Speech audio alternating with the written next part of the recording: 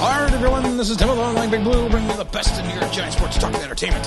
Well, we had the farewell episode yesterday, Sunday, and then it dawned on me I still had the draft video. So what I wanted to do is, and people had been requesting it, so I didn't want to just not release the video. So we're going to release the draft video. And the draft video, of course, is the breakdown of the draft class, where I think we are, where we think we're going, where we think we're going to be. I think it's a good video to end with. So what we're going to do is we are going to, like I said, we are going to end with the draft video.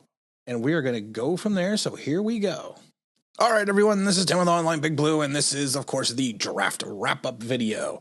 Oh, you know what? It was an interesting draft, to say the least. And that's really all I'm going to say about that. It was interesting. But you know what? We're going to still have to do a breakdown of it. If I take a look at this draft with the Giants, I give it a solid B-, with the potential to be better, with room for improvement, with some extra credit, with going to your teacher and saying, hey, listen, I know I'm at a B-, but I need to get that grade up so, you know, I can turn around and get my GPA going. But let's take a look. We're going to quickly break them down pick by pick. And I laugh because I did a video comparing Tony, of course, from Florida, who we took 20th overall, to Percy Harvin. And, of course, that's what you see now all over the place. He's Percy Harvin. Percy Harvin had 133 catches, 13 touchdowns, 14.5 yards a catch. He's a Gator legend. Tony had 120 receptions at Florida with 12 touchdowns and 13.3 yards. So there's only a 13 reception difference. So you know he's going to be Percy Harvin. Oh, my God. People need to relax. It's an interesting pick from the perspective of the fact that Tony ran 78% of his routes from the slot in 2020. And it's an interesting pick considering that you have Sterling Shepard. So to me, we just drafted Sterling Shepard's replacement.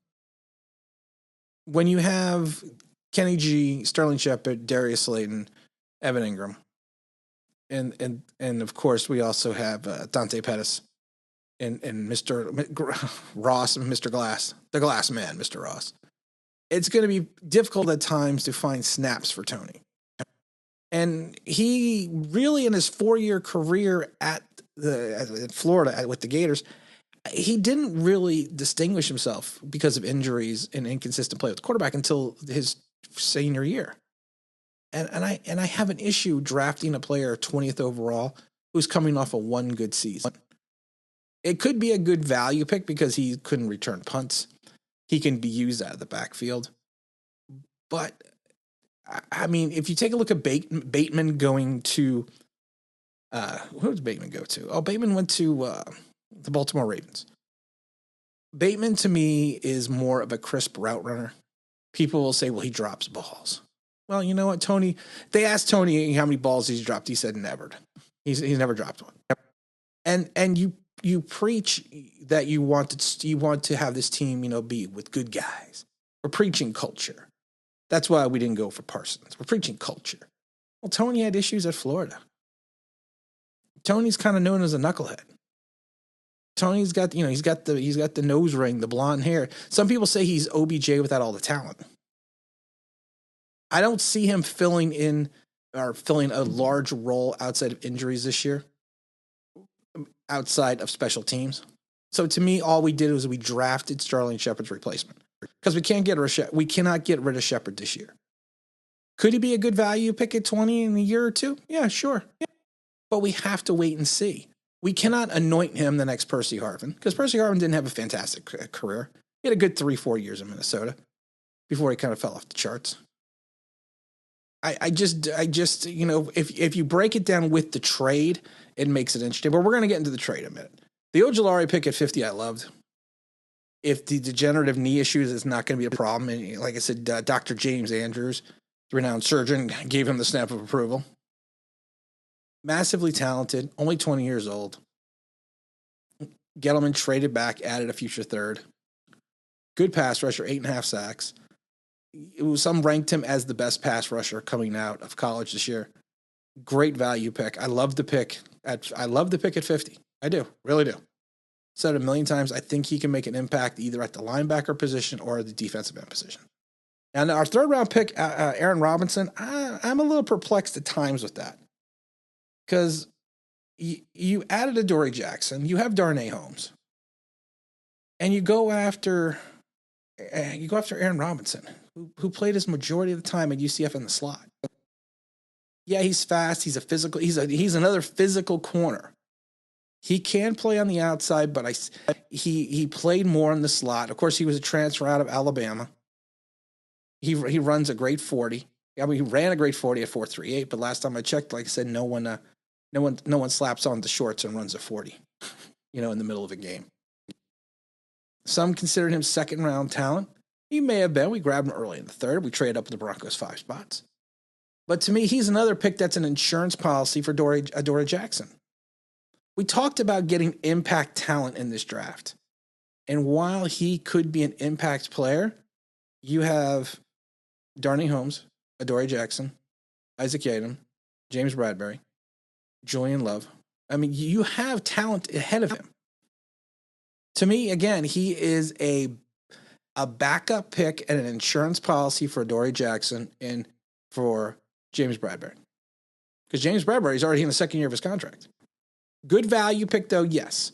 Awesome pick. I think we had other needs that we could have addressed in the third round, but you can't complain with the pick. Smith, the guy out of northern Iowa. It's not a bad move since the Giants took Ojulari. They've increased his athleticism. They've increased the team's athleticism with him at the position. He's big. He's not big, but he's long and lean. He's 6'6", 250 pounds. He's a versatile guy. He can probably develop into a pass rusher. He had 14 sacks in 2019. He could be. They say he's going to be better than Oshane Ximines. Well, right now Oshane Ximines has shown us nothing. So hopefully he is better. And again, he's a guy from northern Iowa, so it's not like the talent pool was what we refer to as high level. So it's going to be a big leap for him, but it's a 4th round pick, so you can't nitpick that. Then we took, Brightwell out of Arizona, the running back. I love how the people say that he's big at 5'11", 218 pounds. That's not big. That's not big at all.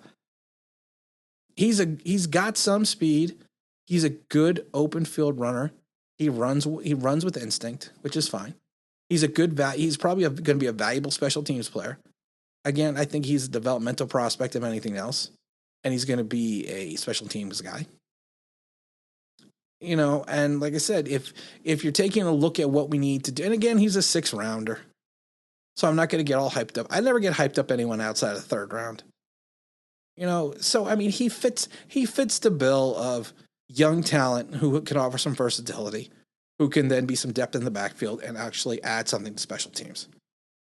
Then you got Williams, the corner out of Oklahoma State. He's the brother of Greedy Williams, who was a 1st rounder in 2019. That was our Giants finals picks. He's going to be 25 years old at the start of the season. Another physical corner who has skill. He's got special teams value. And these are guys that recently that Judge and Gettleman seem to be targeting later in the draft. Potential, again, it's not impact players, it's potential players, it's potential talent. Not a bad, it's not a bad thing with your late round picks, but I don't really see the impact player that we got outside of Ojulari, because I'm not 100% seeing that right now with Tony. Tony's gonna have to stay on the field, and he's gonna have to show you something. One thing I did want to talk about briefly is the pick that we the trade, of course, with the Chicago Bears when we moved down to 20th. We got a 1st round draft choice next year. You have to take a look at what it is. It's insurance policy against the failure of Daniel Jones in 2021. If Daniel Jones tanks in 2021 and we cannot get a free agent quarterback to come here, a veteran, and we think that's what we're missing, what we need to do is at that point in time we need to go into the draft. And sometimes I take a look at this draft and think to myself, they played a lot of insurance, a lot of if games. They're like, if Adoree Jackson doesn't come back healthy, then we have Robinson. If we can't find a true edge in the draft, we have Ojulari. If Darius Slayton or somebody goes down, we have, and if Kenny G has an injury issue, we drafted Tony. A lot of ifs. So to me, trading with Chicago and getting the assets, it was a good trade because you open Pandora's box if Daniel Jones sucks this year. And that's the way, and that's really the way you have to look at it. And like I said, Dave Gettleman was just playing the odds, playing the percentages, and getting insurance for Daniel Jones if he does not progress in 2021, and we need to look elsewhere in 2022. And again, this is Devil Online Big Blue, bringing you the best of New York Giants sports talk and entertainment. And as always, if you can like, you can subscribe. If you're in the building, that means that'd be awesome.